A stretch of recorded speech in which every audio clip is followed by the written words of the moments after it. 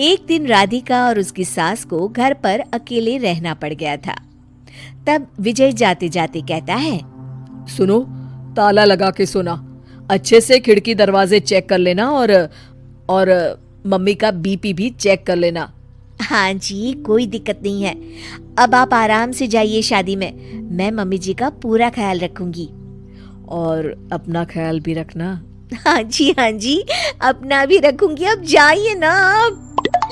थोड़ी देर बाद गांव में जीप पर लगे एक स्पीकर से अनाउंसमेंट होती है।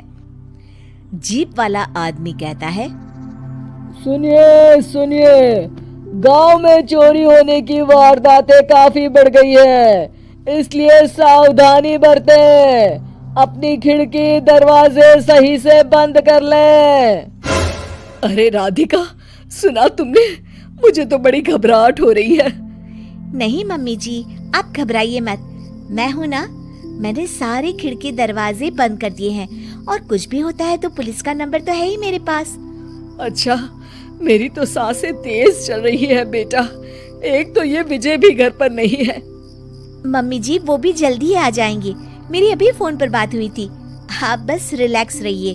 उधर दूसरी तरफ दो चोर रात में गांव में चोरी करने का प्लान बनाते हैं। दोनों सास बहू अकेली है उस घर में। अच्छे से पता लगाया नो? हाँ, कोई और नहीं है घर पर। अच्छा मौका है हाथ साफ करने का। अरे वाह, अब आएगा मजा। देर रात को जब सब कुछ सुनसान होता है, दोनों चोर गांव की तरफ निकल जाते हैं। अरे कौन सा घर है? वो कोने वाला, तुम बस मेरा पीछा करो। ठीक है।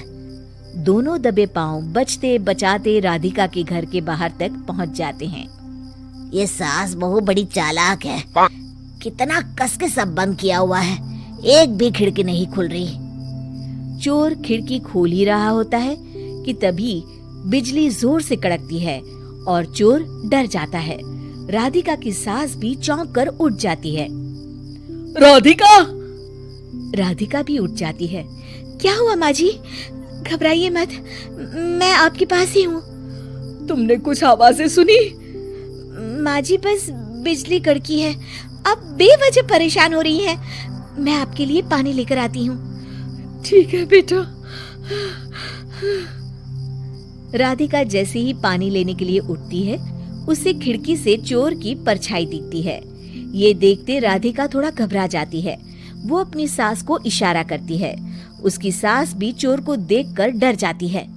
शांत हो जाइए मम्मी जी। अरे मगर कैसे बेटा? हे भगवान, विजय को फोन लगा बेटा। माँ जी, इस वक्त अचानक वो पहुंच भी नहीं पाएंगे, मैं कुछ करती हूँ, आप बस शांत रहिए। उधर चोर अपने काम में लगा हुआ है, वो सब सामान देख रहा होता है। तभी उसको आवाज आती है, सुनिए जी, देखिए तो खिड़की के पास कोई है, मुझे लगता है चोर है। अरे, इसका पति तो घर पर है। नहीं, वो बाहर गया हुआ है, मैंने उसे खुद बस से जाते हुए देखा था। तो ये बातें किससे कर रही है? राधिका जानबूझकर जोर जोर से बातें करने लगती है। सुनिए जी, जल्दी आइए ना बाहर, मुझे पक्का शक है कि घर में कोई घुस आया है। अरे, लगता है इसका पति आ गया है, ये दोनों अकेली नहीं है। भोलों की जानकारी तो गलत थी, भागो। चोर घबराकर जल्दी जल्दी बाहर की ओर भागने लगते हैं। तभी एक चोर का पांव फिसल जाता है, मगर वो फिर से जल्दी से खड़ा होकर भागने लगता है। वो गली के कोने तक पहुंचने ही वाला होता है कि पुलिस उसको पीछे से आके पकड़ लेती है। अरे रुको तो, किधर भाग रहे हो दोनों? कब से तुम दोनों की तलाश थी हमको? साहब, छोड़ दो हमको साहब। हमने कुछ नहीं किया। अच्छा, तो इतनी रात को क्या यहाँ जॉगिंग करने आए थे? हवलदार, दोनों को हथकड़ी लगाकर गाड़ी में बिठाओ। तभी पीछे से राधिका भी आ जाती है। मैम, आपने बड़ी बहादुरी दिखाई। अगर सभी आपके जैसे नीडर नागरिक हो तो कितना अच्छा हो। सर, आपको मेरी सासू माँ ने फोन किया था, उनका ही आइडिया था ये। हाँ, और चोर को डराने का आइडिया तो राधिका का था। बहुत ही समझदार और नीडर है मेरी बहू। चलिए, आप दोनों का ही बहुत बहुत शुक्रिया। आपने इन चोरों को पकड़वाकर देश की मदद की है।